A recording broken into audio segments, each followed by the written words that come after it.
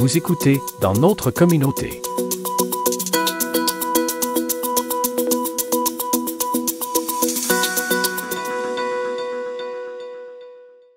Tomber, se relever, plusieurs jeunes contrevenants suivis par les directeurs de la protection de la jeunesse DPJ et directeurs provinciaux DP vivent une longue traversée vers un avenir incertain souvent semé d'embûches et de détours.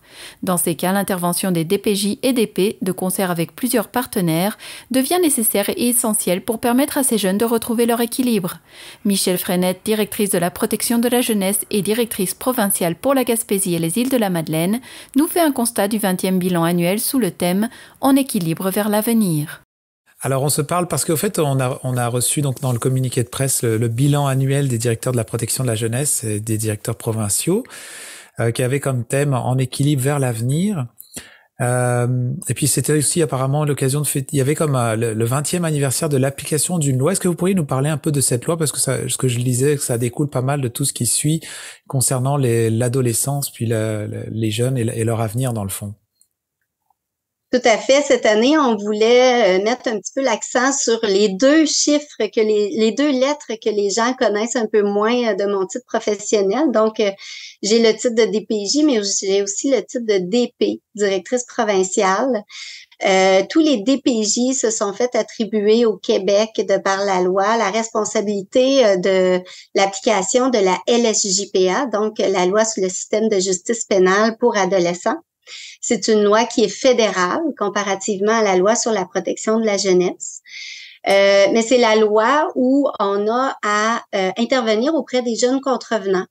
Donc, on a une grande collaboration avec les services policiers, avec les organismes qui appliquent aussi toutes les mesures à laquelles on va référer des jeunes qui ont commis certains délits. On va travailler en collaboration aussi avec les directeurs, en fait les DPCP, là, les directeurs de poursuites criminelles. Et c'est une grande collaboration pour pouvoir justement trouver des solutions à un jeune qui a commis un premier, même un deuxième délit, où on va tenter de réhabiliter ou de tenter de trouver des solutions pour éviter un autre délit. On a tout ce qui est aussi service auprès de la victime, donc une victime qui va avoir subi soit des lésions ou soit une situation en lien avec le jeune contrevenant. On va tenter de le contacter pour voir est-ce qu'il y a quelque chose qu'on peut faire pour diminuer l'impact de ce que le jeune contrevenant aurait pu faire. Donc, c'est vraiment une loi où l'approche est très réhabilitante, très près des victimes et on tente de trouver une façon de responsabiliser le jeune contrevenant avant de se rendre devant les tribunaux et de passer au travers de tout le système judiciaire. Ce qui pourrait arriver aussi, puisqu'on a d'autres rôles associés, mais c'est vraiment l'intervention auprès du jeune contrevenant. Alors, le bilan cette année, on voulait beaucoup souligner cet aspect de notre rôle que les gens connaissent parfois un peu moins que la loi sur la protection de la jeunesse. Oui, parce que enfin, c'est indiqué comme quoi apparemment les jeunes contrevenants vivent une longue traversée vers un avenir incertain. Est-ce que c'était un constat et c'est une façon de supporter les récidives et dans le fond d'éviter dans le fond d'aller vers ça et puis dans le fond comme vous dites d'éviter d'aller vers le système pénal lui-même. C'est une façon d'alléger ou c'est comme une transition un peu ou même un frein on va dire plutôt? En fait, oui, le Québec a toujours eu une approche qui tentait d'être soutenante, aidante, responsabilisante aussi auprès du jeune contrevenant. Donc oui, on peut se rendre au système judiciaire, on peut avoir comme DP à fournir au juge des rapports prédécisionnels suite à des délits importants. On peut avoir à suivre des probations aussi au niveau des jeunes contrevenants. On peut avoir des jeunes qui sont en unité fermée ou unité ouverte là, suite à une décision du juge. Mais le fond de la LSJPA est vraiment d'apporter un support, de tenter de réhabiliter, tenter de rendre un peu plus l'adolescent ou l'adolescente à vivre dans la société sans récidive et de réfléchir aux gestes qu'il ou elle a posés pour pouvoir éviter justement de le faire à un autre moment. Vous savez, à partir du moment où ce jeune-là devient adulte, ben là, on tombe vraiment au niveau des casiers judiciaires, les risques et les dommages pour ce jeune-là sont beaucoup plus grands. Donc, le but, c'est vraiment de les aider, mais aussi d'avoir ce lien avec la victime. Puis quel est le portrait? Ben, je sais pas, je sais qu'on peut en faire un des fois avec certains chiffres, mais le portrait qui concerne la Gaspésie, île de la Madeleine, que ce soit par rapport aux adolescents, mais peut-être aussi en général, parce que vous venez de faire un bilan avec la DPJ aussi, de la situation, la Gaspésie des îles de la Madeleine, qui aura peut-être entré avec les signalements, par exemple. En fait, si on y va en jeunes contrevenants, c'est sûr que dans les dernières années, et ça c'est québécois, on a eu une diminution assez importante là, de dossiers en jeunes contrevenants. Donc, ça peut aussi être une très bonne nouvelle. On constate par contre, dans certaines régions, certains délits un peu plus importants. De façon généralisée, en jeunes contrevenants, on se rend compte que des délits à caractère sexuel, l'utilisation des réseaux sociaux, et c'est pas évident là. On a des jeunes qui sont dans ce un peu dans ce spirale-là et qui se rendent pas compte nécessairement de tous les impacts de certains gestes ou comportements. Donc ça, c'est une problématique qui est grandissante au Québec. Dans certaines régions, mais c'est sûr, bon, vous le voyez beaucoup dans les nouvelles, on a les gangs de rue, on a de la violence aussi armée. Nous, on connaît un peu moins ça dans notre région, mais dans d'autres régions, on le connaît de plus en plus. Donc, c'est des choses qu'on tente d'adresser. Mais de façon générale, en jeunes contrevenants, vous savez, nous, l'année passée, on a eu une baisse de près de 25% dans les dossiers sur les dernières années de ce type de dossiers de jeunes contrevenants. Donc, c'est quand même très significatif. En Gaspésie, l'année dernière, là, dans le bilan qu'on a fait, on a intervenu qu'auprès de garçons au niveau des rapports prédécisionnels. Donc, habituellement, on a un partage avec les jeunes filles. On a des services aux jeunes filles, là, ça on en a en jeunes contrevenants. Mais on n'a pas d'autres chiffres qui démarquent du restant du Québec, outre la diminution en jeunes contrevenants. Au niveau de la loi sur la protection de la jeunesse, c'est sûr qu'on a eu une petite diminution des signalements à l'entrée. Les signalements, c'est lorsque la population, les professionnels, les familles eux-mêmes décident d'appeler le DPJ pour signaler une détresse d'un enfant ou le bien-être, ils sont inquiets pour un enfant, donc vont nous appeler. On a eu une petite diminution, mais d'une trentaine de signalements, là, c'est vraiment pas significatif. Et on a eu aussi une petite diminution de ce qu'on appelle les évaluations. Donc, une fois qu'on a pris le signalement au téléphone, qu'on a analysé le tout, qu'on n'a pas été capable non plus de référer vers d'autres services à partir du signalement et que le DPJ doit aller se rendre sur les lieux, rencontrer la famille, les enfants, l'école, les partenaires, on a aussi eu une petite diminution au niveau du nombre d'évaluations. Fait que c'est quand même de bonnes nouvelles en termes de protection de la jeunesse, mais de façon générale, on a encore une détresse importante dans notre région et on doit continuer à travailler en amont là, pour éviter que le DPJ ait à intervenir dans des situations où les enfants, leur sécurité ou le développement sont compromis. J'imagine que, parce que ce que vous disiez tout à l'heure par rapport aux réseaux sociaux et certaines problématiques qui peuvent en découler, le DPJ vous devez comme vous adapter quand même, parce que la jeunesse change. C'est pas là on parle du 20e bilan, peut-être si on parle d'il y a 20 ans, c'est peut-être encore tout un autre domaine. Il n'y avait pas peut-être autant les téléphones intelligents qu'aujourd'hui, et toutes ces technologies même. J'imagine que vous devez suivre un courant, vous adapter à ça, puis essayer d'avoir des approches différentes. Oui, tout à fait. Je vous dirais qu'on a de grandes collaborations aussi avec, entre autres, les corps policiers. lorsqu'on parle d'accusation ou on parle de signalement là, de photos sur les réseaux sociaux qui devraient pas se promener d'un enfant ou d'un adolescent à l'autre. On a de grandes collaborations. Il y a des formations aussi qui se donnent en termes de sécurité pour les adolescents sur les différents réseaux sociaux. Donc, on tente de se garder à jour. C'est pas évident, ça va vite comme technologie, comme façon de s'adapter là, comme intervenant. Donc, on tente de le faire du mieux qu'on peut. C'est très rapide comme technologie. C'est sûr qu'on fait face, et là, est-ce que ce sont les réseaux sociaux qui mènent à ça? Mais on fait face à beaucoup de détresse d'adolescents, idéation suicidaire, détresse psychologique. Donc ça, c'est de plus en plus commun dans nos signalements. C'est très préoccupant de voir cette tristesse ou cette détresse présente chez les adolescents et de plus en plus jeunes. Donc, c'est pas juste des ados en fin d'adolescence. Là, on va avoir de jeunes, même pré-ados de 10-11 ans, chez qui on va intervenir avec les familles. Et c'est des situations qui sont très délicates, des situations qui sont difficiles pour les parents, pour le milieu. Donc, on doit aussi s'adapter à ce type de situation. Oui, parce que ce que je comprends, ce que j'entends, c'est que le DPJ c'est pas forcément des cas. Souvent, quand on n'a pas forcément eu affaire avec ce département-là, on a l'image un peu des parents qui maltraitent leurs enfants, puis il y a une situation qui semble assez standard, mais au fait, il peut s'avérer qu'il se passe pas ce type de situation, mais que ça peut se passer ailleurs, à l'école, ou par des camarades, ou même d'autres membres de la famille, mais pas les parents directement. Donc, à ce moment-là, vous pouvez intervenir justement à tous ces niveaux-là.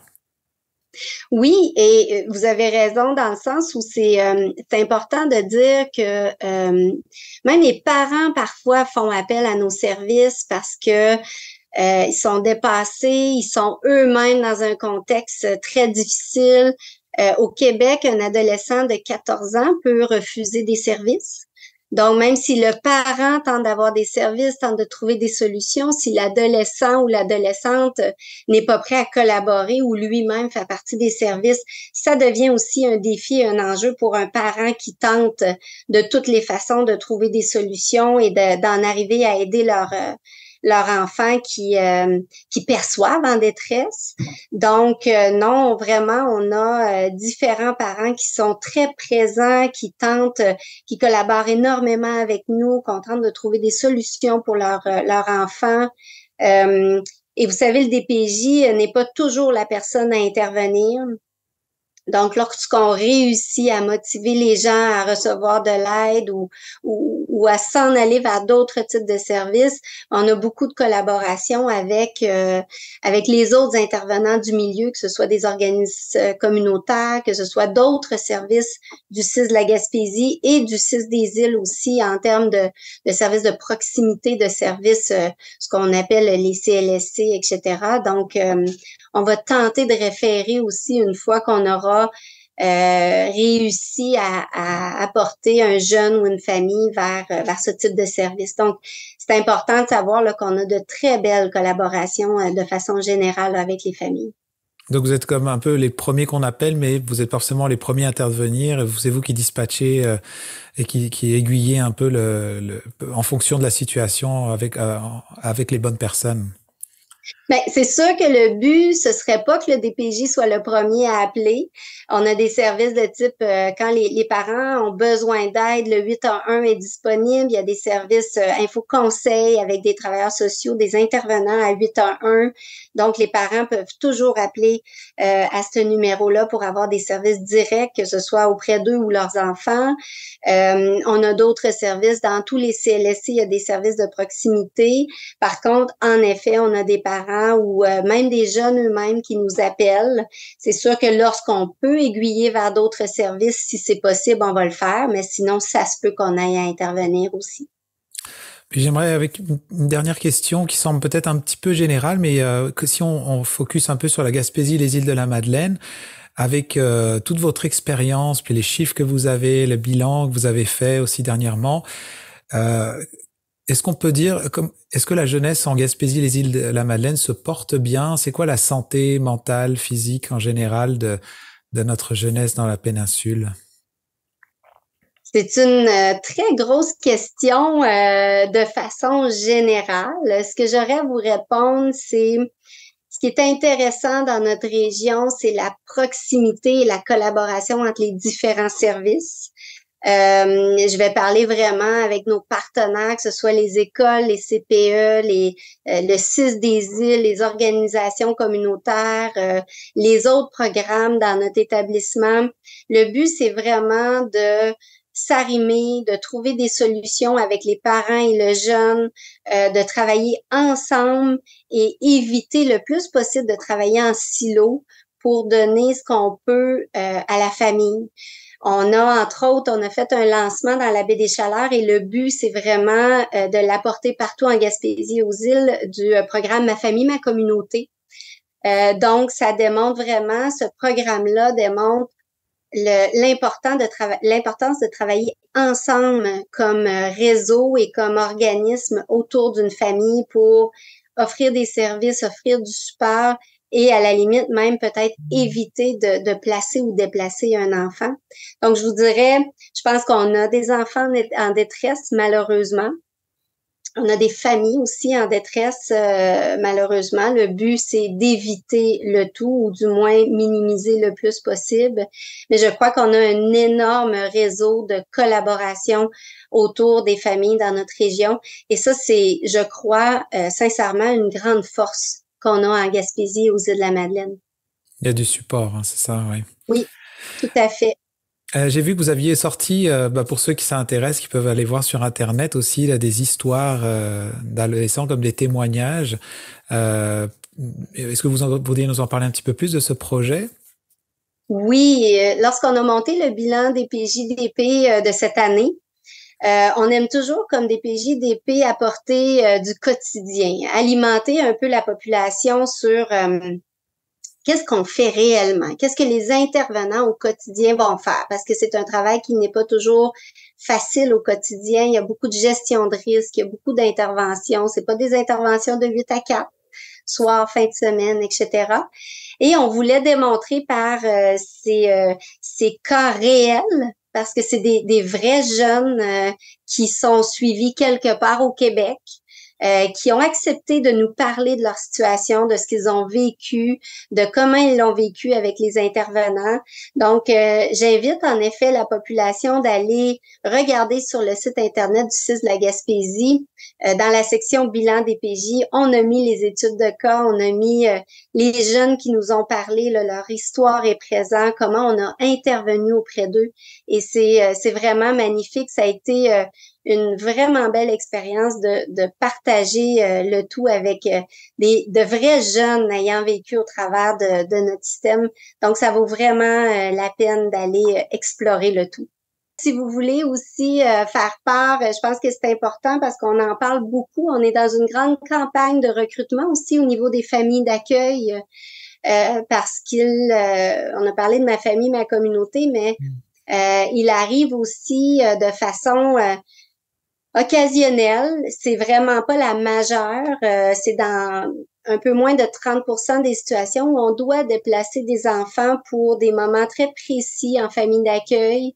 Et on a vraiment besoin dans notre région, Gaspésie-les-Îles, de familles qui offrent leur temps, qui offrent leur maison, leur accueil chaleureux pour supporter les enfants et leurs familles dans ce moment très difficile.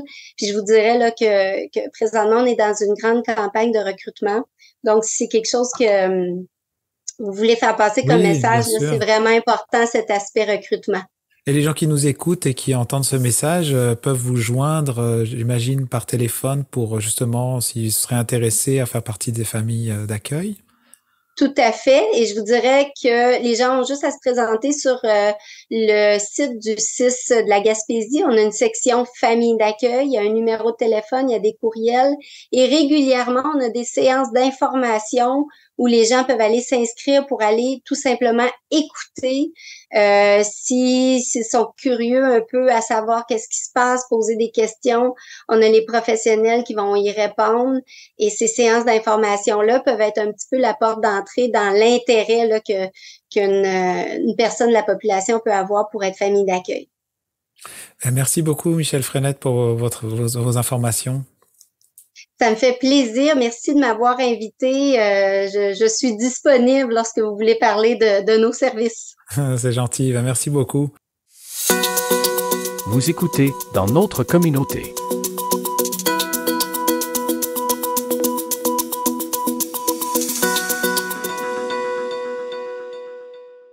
La télévision communautaire de Grande-Rivière tient à remercier le gouvernement du Canada, par l'entremise de Cactus, pour son aide dans le cadre du programme Initiative de journalisme local. La boutique Le Mercier de Chandler, l'endroit où magasiner un vêtement devient une expérience en soi.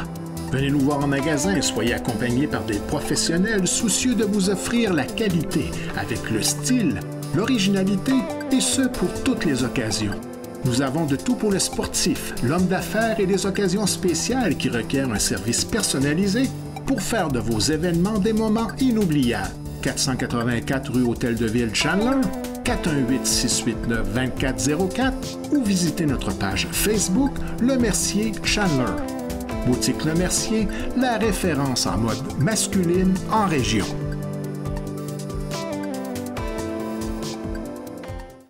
Besoin de faire votre entretien de véhicule à un prix qui défie toute concurrence? Rendez-vous au dépanneur chez Mario de Sainte-Thérèse de Gaspé. Notre mécanicien d'expérience saura répondre à tous vos besoins.